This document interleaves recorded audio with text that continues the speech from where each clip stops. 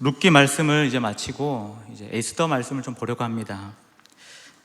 이 룻기랑 에스더의 말씀은 몇 가지 좀 닮은 점이 있는데, 첫째는 성경 중에서 이 그 두 권 룻기와 에스더가 유일하게 그 여성의 이름으로 된 성경이기도 하고, 또 한 가지는 그 어떠한 또 성경보다 하나님의 그 섭리, 하나님의 그 일하심이 참으로 절묘하게 잘 나타난 그 말씀이 바로 룻기와 에스더입니다. 지난 시간까지 함께 보았던 룻기를 짧게 요약하면, 룻기는 그 사사시대의 영적 암흑기를 보여줍니다. 왕이 없어 각자의 소견에 옳은 대로 행하였던 그 시대의 그 하나님의 백성들이 얼마나 비참했고, 그리고 계속되는 반복되는 죄악으로 인해서 그들이 얼마나 죄악 중에 심히 부패했는가.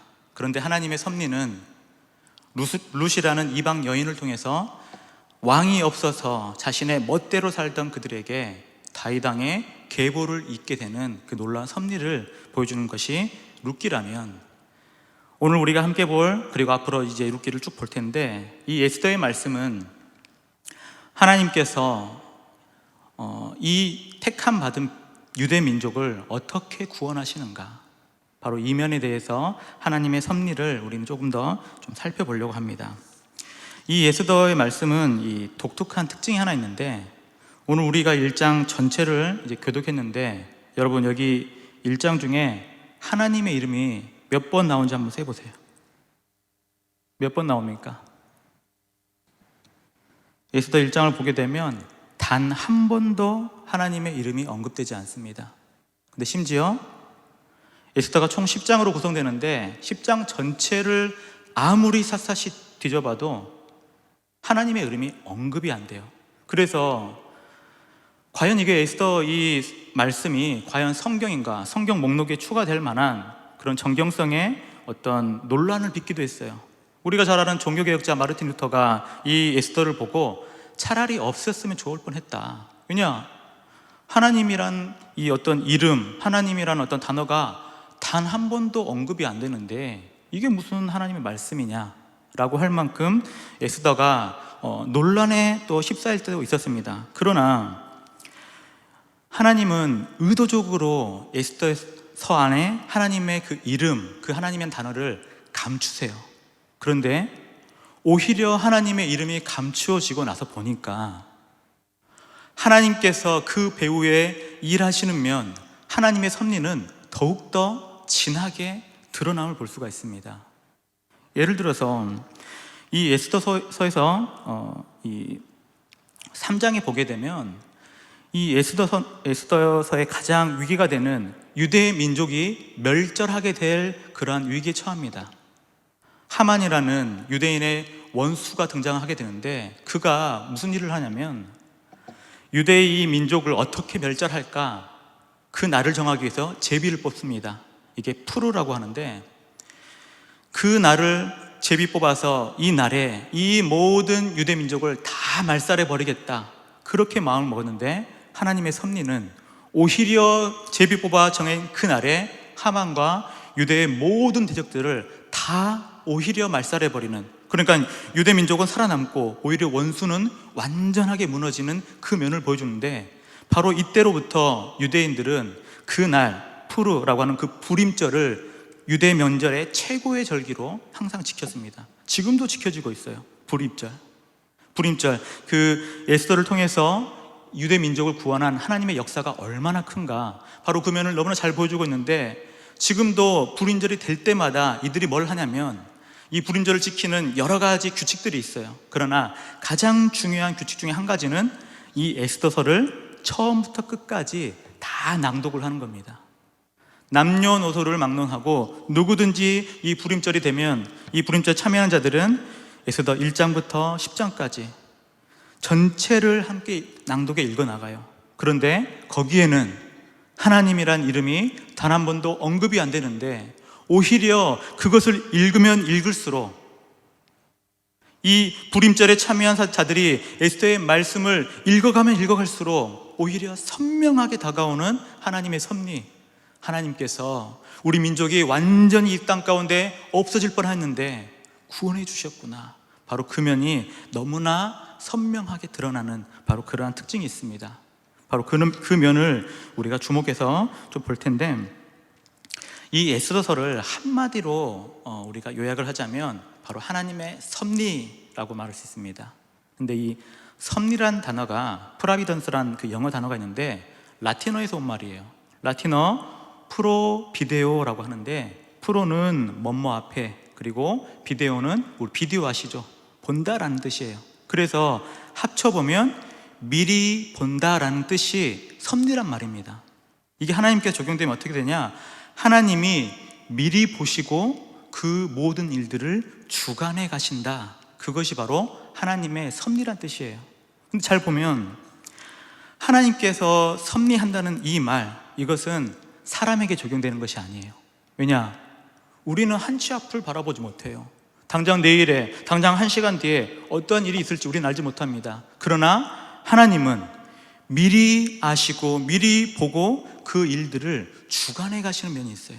그래서 에스더서는 바로 그러한 면에서 미리 모든 것을 내다보시고 하나님께서 적절하게 하나님의 일하심, 하나님의 역사를 어떻게 드러내는가, 바로 그 면이 기가 막히게 잘 나온 이 말씀, 바로 에스더 말씀입니다.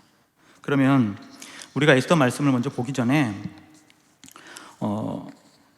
참으로 우리가 이 땅 가운데 한번 생각해 볼 것이 있어요. 그게 뭐냐면, 우리는 한 치 앞을 볼 수 없는 그러한 연약한 인생입니다. 그래서 때로는 기쁠 때나 좋을 때는 감사하죠. 그런데 원치 않는 일을 당할 때, 원치 않는 경제적인 어떠한 큰 손해를 입을 때, 육신의 여러 질고로 고난을 받을 때, 내 이해로는 도저히 이해할 수 없는 막막한 일이 일어났을 때, 그때마다 우리가 생각해야 할 것이 있는데, 그건 뭐냐면 우리를 다스리고 우리의 모든 인생을 주관하시는 주권자 되시는 하나님의 섭리가 있다는 그것을 기억하라는 겁니다. 에스더의 아주 중요한 주제이기도 해요. 하나님의 섭리가 우리 인생들, 우리의 내 삶에 하나님의 섭리가 있다.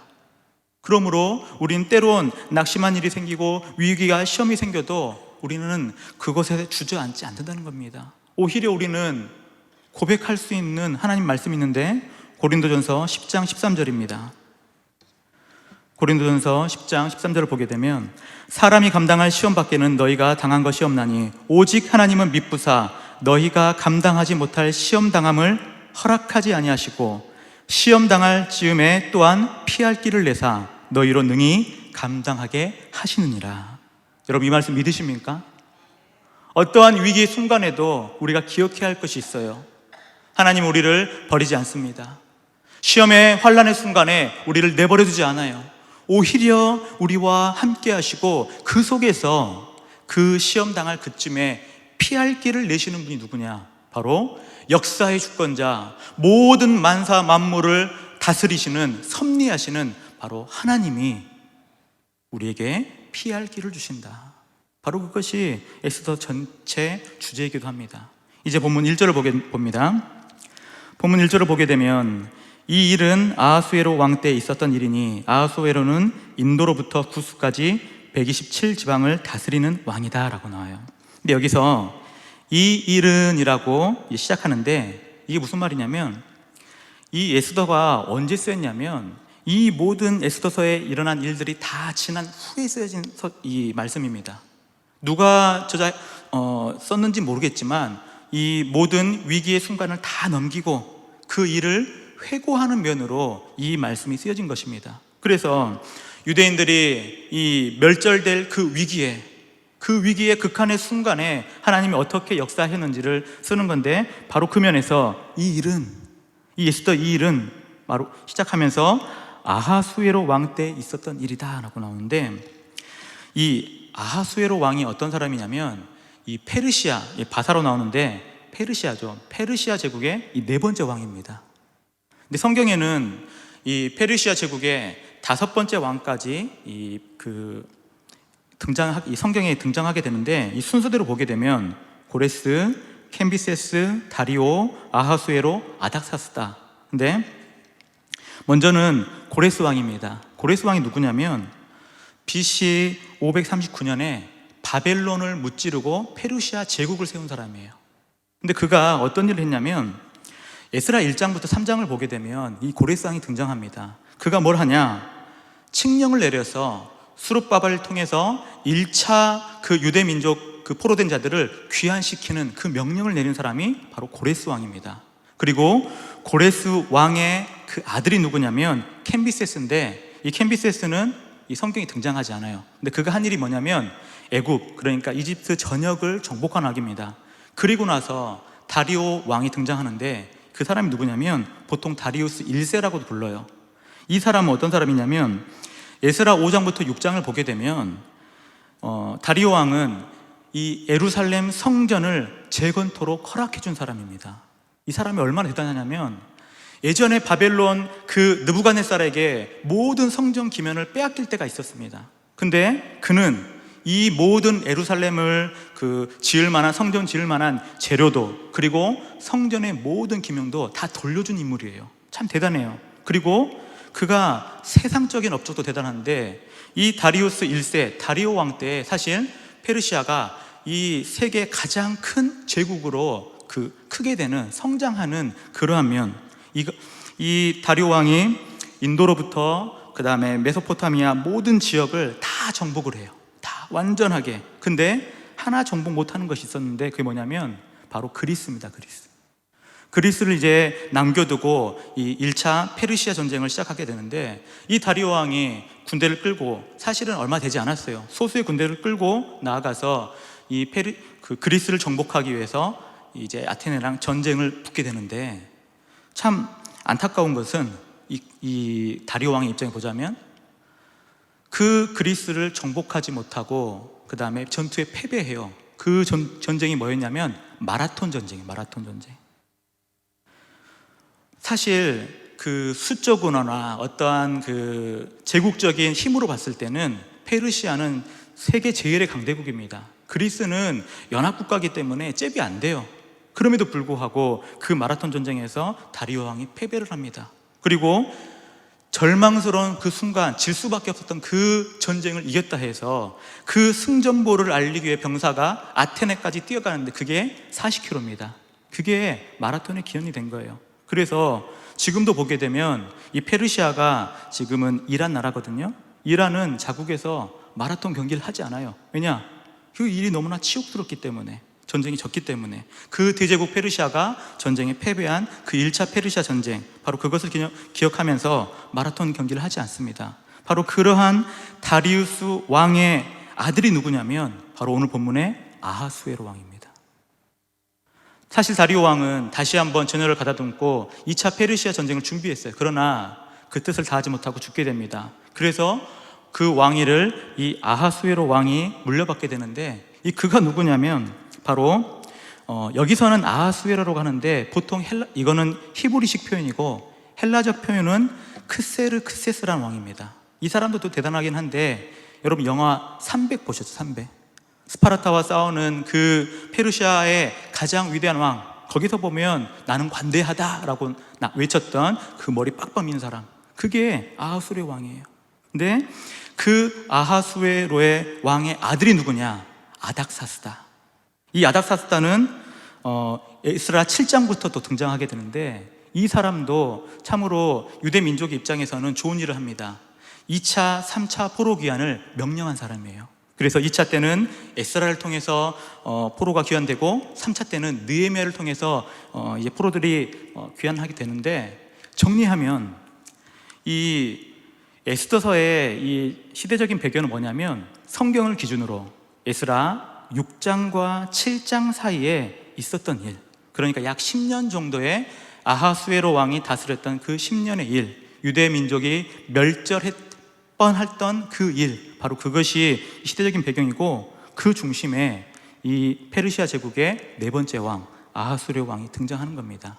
바로 이러한 면에서 이제 아하수에로 왕이 어떤 사람인가, 그리고 어떤 일이 일어났는가, 이런 면을 볼 텐데, 오늘 그 에스더 1장을 보게 되면 크게 세 부분을 좀 나눠볼 수가 있어요. 첫 번째는 이 아하수에로 왕의 그 부함, 권세, 그리고 그의 어떤 과시적인 면, 이것들을 볼 수가 있고, 또 두 번째는 그 왕후 와스디가 아하수르의 왕의 명령을 거절한 그 사건이 등장하면서, 세 번째로 그 사건 말미에 일어난 일들을 통해서 하나님의 역사, 하나님의 일하심이 어떻게 드러난가, 바로 이렇게 한번 순서대로 좀 보려고 합니다.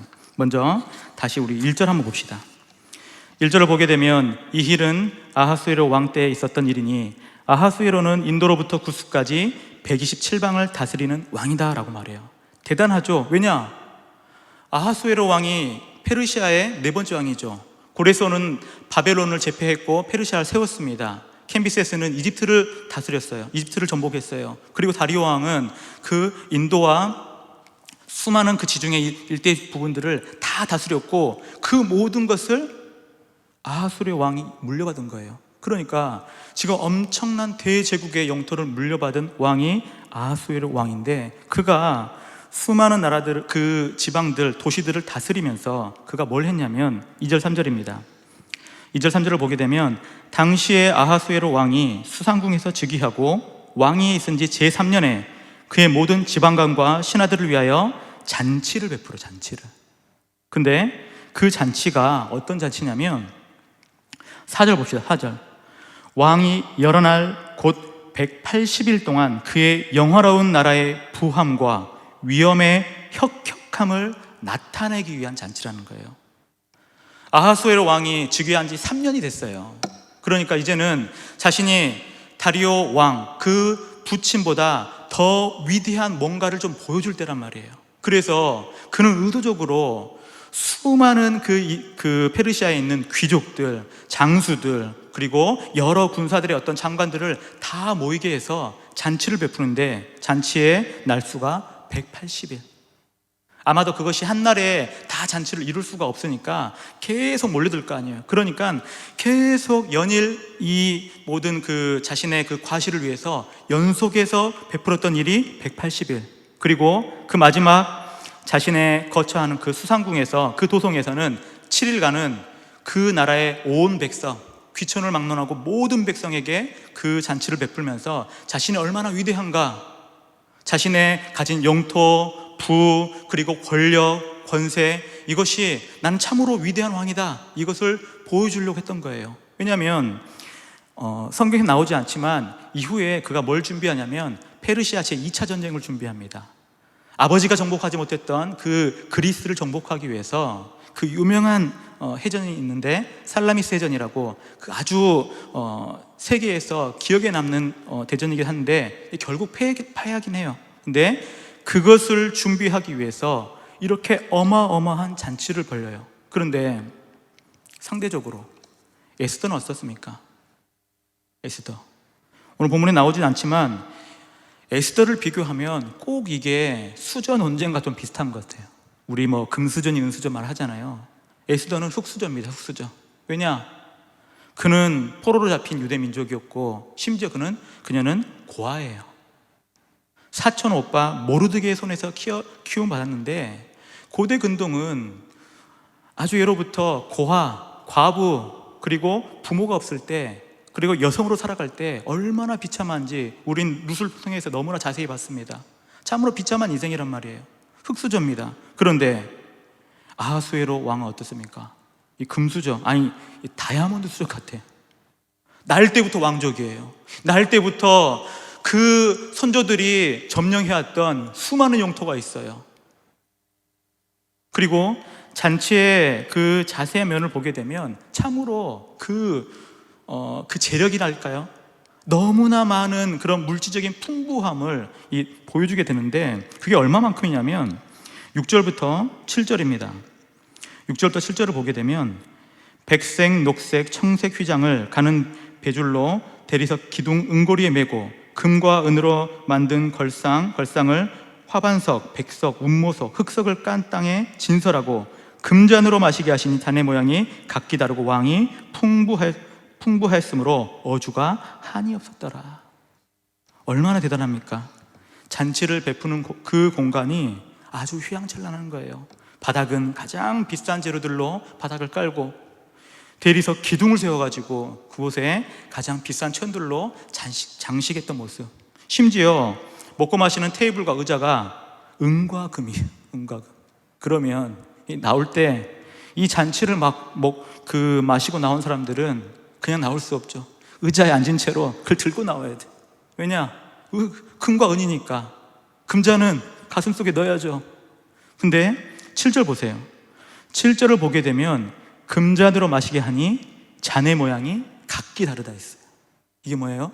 그냥 뚝딱 찍어대는 그러한 일반적인 금장이 아니라 각각 가장 아름답게 수공예로 뭔가 장식한 잔인데 그 모든 잔이 다 달랐다. 장식에서 지금 그 장식이 화려한 장식으로 금잔이 여러 잔이 있는데 그것이 다 다를 만큼 너무나 많은 그 부요함. 그러니 나중에 에스더가 내가 죽으면 죽으리라 결단을 하지만 사실 죽으면 죽는 거지 이 왕 앞에 무슨 소용이 있겠어요. 한낱 여자일 뿐이고 아무것도 가지지 않았고 세상의 기준으로 보게 되면 아하수에는 엄청난 대재벌뿐만 아니라 가장 위대한 권세를 가진 사람이에요. 그런데 포로로 잡힌 유대 민족의 고아인 한 여자가 어떻게 아하수로의 상대가 되겠냐 이거예요. 그럼에도 불구하고 성경은 이 아하수로의 이 엄청난 부와 권세를 아주 강조를 해요. 이게 왜 그러냐면 사실은 이게 풍자적인 의미가 있어요. 그렇게 부유함을 누렸던 그 왕, 그렇게 권세를 가졌던 그 왕, 그가 어떤 사람인 줄 아느냐? 사실 별거 없다는 거예요. 무슨 말이냐면 이 아하수르 왕이 자신의 이 모든 그 부귀영화를 너무나 자랑을 하는 거예요. 근데 자랑을 하다가 이제는 더 이상 뭐 자랑할 게 뭐가 있을까? 남는 게 없어요. 다 자랑했어요.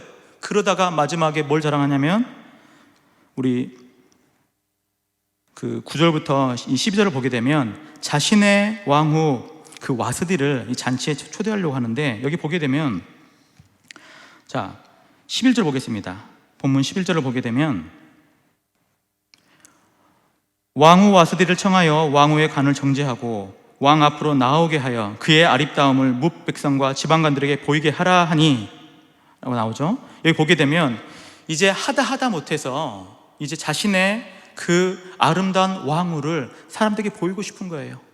보통 이 트로피 와이프로 하자. 이제 와이프로 하는데 이제 자랑할 게 없으니까 이제 마지막으로 자신의 부인이라도 더 자랑하려고 자랑이 끝이 없으니까 이제 마지막으로 내 왕후가 얼마나 이쁜지 아냐? 그걸 보여주려고 이제 왕후 불러와라라는 거예요. 근데 문제가 사단이 여기서 생기는 겁니다. 왕후 와스디 12절에 보겠습니다. 그러나 왕후 와스디는 내시가 전하는 왕명을 따르기 싫어하니 왕이 진노하여 마음에 불이 붙는 듯하더라. 어떠한 용고인지는 알 수 없습니다. 왕의 명령이 정말로 부당했는지 아니면 아하수르의 왕의 왕후가 될 정도면 이 와스디라는 사람도 아마 대단한 인물의 집안의 사람일 것 같아요. 그래서 그녀가 정말 교만해서 이 왕의 명령을 거역했는지. 그런데 조금 살펴보게 되면 이 왕후를 부르는 그 면에서 10절 본문 10절을 보세요. 10절을 보게 되면 본문 10절입니다. 제7일에 마지막 날이죠. 왕이 주흥이 일어나서 어전 내시를 불러다가 왕을 오라 하는 거예요. 이 주흥이란 게 뭐냐면 쉽게 말해서 술 취했다는 거예요. 술에 취하고 흥에 겨우니까 앞뒤 생각하지 않고 그저 자신의 마음대로 왕을 불러와라는 거예요. 급작스럽게. 왜냐하면 이 당시에 이런 잔치들은 보통은 남자들 중심입니다. 거기에 여인이 있다면 그는 필경 매춘부예요. 보통 여인들은 따로 모여서 그 귀족들의 아내들, 그 장군들의 아내들은 따로 모여서 잔치를 하는 게 일반입니다. 그러므로 사실은 분리되어 있어요. 그런데 왕이 지금 그 와스디를 불러오라는 거예요. 근데 그것이 아마도 여러 가지 정확한 건 모르겠지만 아무튼 급작스럽게 계획되지도 않고 어떠한 배려심도 없이 불러오라 했을 때 하필 그때 와스디가 이것을 거역했다. 그리고 왕의 마음이 분노로 휩싸였다. 만약에 와스디가 그냥 왕이 부르니까 네 가겠습니다 해서 갔다면 아마 에스더의 이야기는 그냥 일반적인 그냥 궁중에서 일어나는 일 정도로 해서 그냥 끝나버렸을 거예요. 그런데 이 일을 회고하면서 읽는 유대인들은 이 일을 대해서 다른 견해를 갖겠죠. 뭐냐면 이것이 과연 우연인가라는 거예요. 왕 와스디가 왕의 명령을 거역하는 일이 그 일반적인가? 사실 그렇지 않거든요. 아하수르의 왕이 어떤 왕입니까? 대제국의 왕이에요. 왕후라도 감히 거역할 수 없는 그 왕의 권위가 있습니다. 그럼에도 불구하고 왕후는 아주 단호하게 거절합니다. 고민의 여지도 없이 싫다, 안 간다요. 거기서 왕의 마음이 완전히 상하게 되는데 이것이 과연 우연이냐? 이 에스더서를 전체를 낭독하는 그 유대인들이 어땠을까요? 이것은 우연이 아니다. 하나님께서 일하고 계시는구나. 하나님께서 역사하시는구나. 하나님께서 우리 민족을 구원하기 위한 그런 전초를 하나님께서 아주 미묘하지만 깔아가고 계시는구나. 그 이야기 속에 자신의 뜻대로, 자신의 계획대로, 뭔가 자신의 마음대로 행한 것 같지만 왕의 마음도 하나님은 다 주관하시고 있구나. 그 면을 지금 보게 되는 것입니다. 그래서 이제 이후에 그 결과가 나오게 되는데 이 13절부터 22절을 보게 되니까 왕이 이 일을 가지고 너무나 분개를 해요. 그래서 왕의 신하들이 달라붙습니다. 그리고 왕은 물어요. 이것을 어떻게 할까? 아직 왕위에 오른 지 3년밖에 안 되는 초짜 왕이에요. 사실은 법률과 제정에 대해서 잘 모릅니다. 이걸 어떻게 조치를 하면 좋을까? 그래서 그 주변에 있는 신하들이 왕의 눈치를 보면서 왕이 듣기 좋은 소리를 하게 되는 거예요. 왕이시여, 19절입니다. 본문 19절을 보게 되면 왕이 만일 좋게 여기실 텐데 와스디가 다시는 왕 앞에 오지 못하게 하는 조서를 내리되 바사와 메대의 법률에 기록하여 변개함이 없게 하시고 그 왕후의 자리를 그보다 나은 사람에게 주소서. 그리고 그 일은 시행이 돼서 왕후 와스디는 바로 폐위가 됩니다. 이런 걸 볼 때 과연 이 에스더 이 1장을 오늘 우리 봤지만 이 일을 회고하면서 읽는 유대인들은 사실은 웃음이 나는 거예요. 사실은 왜냐? 대제국 페르시아의 가장 그 많은 영토를 가졌던 그 아하수르의 왕의 그 꼴을 보라 이거예요. 얼마나 왕이 별거 없느냐. 그 많은 그 부유함을 가지고 결국 한다는 것이 자기 자랑, 과시를 위해서 180일이나 연애를 펼칠 수밖에 없는, 그리고 심지어 그가 얼마나 쪼잔한 사람인가. 자신의 아내를 술김에 불러다가 그가 오지 않는다 하니까는 왕후를 내쳐버리는 그 쪼잔한 인생. 세상적으로는 너무나 위대하고 너무나 대단한 인물이지만 사실 그 이면에 깊은 곳을 보면 대제국의 왕 아하수르의 왕도 사실 별거 없다는 거예요. 거기서 위로를 받는 거예요. 거기서 오히려 에스더 참으로 천하고 보잘것없죠. 아무것도 아니죠. 그런데 하나님이 들어 사용하시면 이 연약한 여인을 통해서 한 민족이 구원을 받는 역사하심을 보여준다 이겁니다. 그러므로 이 땅 가운데 어떠한 사람도 참으로 아무리 연약하다 하더라도 하나님이 붙드시면, 하나님이 붙들어 세우시면 놀라운 은혜의 역사들은 일어날 수 있다. 나의 인생에도 하나님이 붙들어 주시면, 하나님이 함께 하시면 얼마든지 그 위대한 하나님 나라 일들을 또한 우리는 성취할 수 있다. 바로 그면, 바로 거기서 이 유대 민족들은 위로를 받고 이것을 기념하면서 이 불임전날 이 에스더서를 전체를 읽어가는 거예요. 얼마나 이게 재밌겠어요. 이렇게 대단한 왕도 사실은 별거 없는 왕이었고, 이렇게 대단하다고 생각했던 그 왕의 그 초라한 모습, 자랑밖에는 할 것이 없어서 오히려 공허해져 버린 그 모습. 왕의 그 신하들은 왕의 어떤 정도를 갈만한 그런 바른 말을 하지 못하고 왕의 기분만을 맞추는 그러한 비겁한 신하들 밑에, 그 곁에서 왕이 뭘 했겠냐 이거예요. 결국은 그 왕들도 무너진다. 결국은 매번 승승장구하는 것이 아니라 그도 역사의 말미에 사라진다. 이걸 보면서 오히려 위로를 받게 되는 면, 바로 그것이 에스더 말씀입니다. 자, 여기서 우리가 다시 한번 주목할 것은 이제 하나님의 섭리인데, 여기 보게 되면 와스디가 왕의 명령을 거역했던 그 면도 하나님의 크신 섭리지만 19절 보세요. 19절 다시 한번 19절 보겠습니다. 왕이 만일 좋게 여기실진데 와스디가 다시는 왕 앞에 오지 못하게 하는 조서를 내리되 바사와 메대의 법률에 기록하여 변개함이 없게 하시고 그 왕후의 자리를 그보다 나은 사람에게 주소서. 이것이 에스더 1장에 나오는 하나님의 일하심입니다. 하나님이 일하셔서 이러한 결과를 만든 거예요. 왕후 와스디를 폐위시키고 그보다 나은 사람을 세워서 그 자리를 채우십시오. 설마 에스더가 될까? 누가 알았겠습니까? 왕이 알았겠습니까? 신하들이 알았겠어요? 몰라요. 아무도 모르지만 하나님의 섭리를 통해서 미리 보면 하나님은 에스더 한 사람을 생각하시고 유대 민족 전체를 구원하시기 위해서 하나님은 이 왕의 마음조차 하나님께서 그 마음을 다스렸다. 이 면을 볼 수가 있는 겁니다. 우리 잠언 21장 1절 말씀 보겠습니다.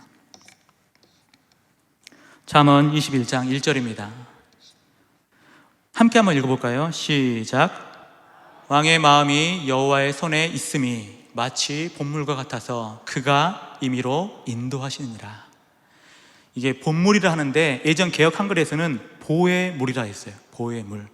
왕의 마음이 여호와의 손에 있음이 마치 보의 물과 같습니다 라고 하는데, 이 보라는 것이 뭐냐면 바로 강이나 하천, 저수지에서 그 물의 흐름, 이걸 말하는 거거든요. 그래서 이 잠언 21장 1절의 뜻이 뭐냐면 바로 어떤 저수지나 시내, 운하에 그 물을 관리하는 자가 물을 대는 쪽으로 물이 흐르고 물을 끊으면 물이 더 이상 멈춰서 흐르지 않는 그러한 계획대로 물이 흐른다는 거예요.